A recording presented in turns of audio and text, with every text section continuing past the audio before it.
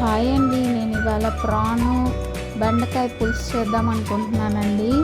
దానికి కాను నేను 1/2 kg ప్రాన్ తెచ్చుకున్నానండి.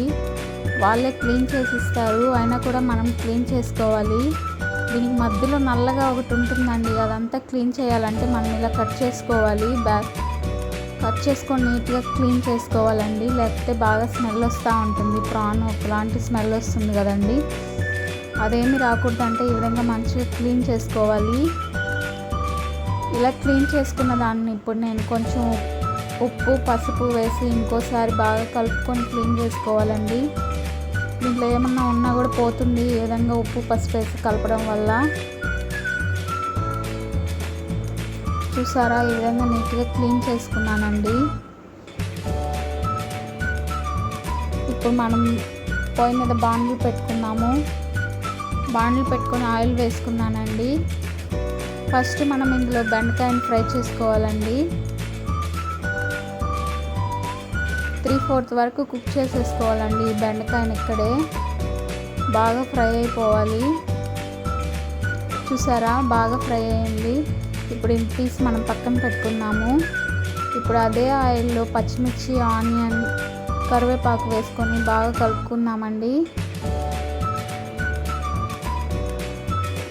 ఇది బాగా గోల్డెన్ బ్రౌన్ కలర్ వచ్చే వరకు కలుపుకున్నాము. ఇప్పుడు ఇందులో మనం జింజర్ గార్లిక్ పేస్ట్ కూడా వేసి ఇంకోసారి బాగా కలుపుకోవాలండి. పచ్చివాసన పోయేలాగా ఫ్రై చేసుకోవాలి. తర్వాత మనం ఇందులో పసుపు ఉప్పు కూడా వేసుకొని ఇంకోసారి బాగా కలుపుకున్నామండి. ఇప్పుడు ఇందులో టమాటాలు వేసేసుకునేసి టమాటాలు బాగా స్మూత్గా మగ్గే వరకు కలుపుకోవాలండి. అలానే మనం ఇంకో పెనం పెట్టుకొని ప్రాన్ని కూడా ఫ్రై చేసుకున్నాము కొంచెము. ఈ ప్రాన్లో ఆయిల్ ఏమీ వేయాల్సిన అవసరం లేదండి. ఈ ప్రాన్లో వచ్చే వాటర్ అంతా ఎవాపరేట్ అయిపోయేలాగా ఫ్రై చేసుకోవాలి. మధ్య మధ్యలో ఇది కూడా కలుపుకుంటూ ఉన్నాము. చూసారా, టమోటా చాలా స్మూత్గా వచ్చేసింది. ఇప్పుడు ఇందులో మనం చింతకాయ పులుపు వేసుకున్నామండి.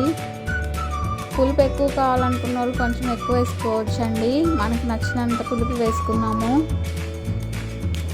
ఇందులో ఇప్పుడు నేను చిల్లీ పౌడర్, కొరియాండర్ పౌడర్ వేసుకున్నానండి.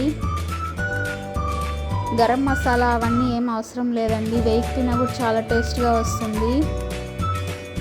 ఇది బాగా ఉడికిన తర్వాత ఇందులో మనం ముందుగా ఫ్రై చేసుకున్న బెండకాయలు, రొయ్యలను కూడా వేసేసుకోవాలండి.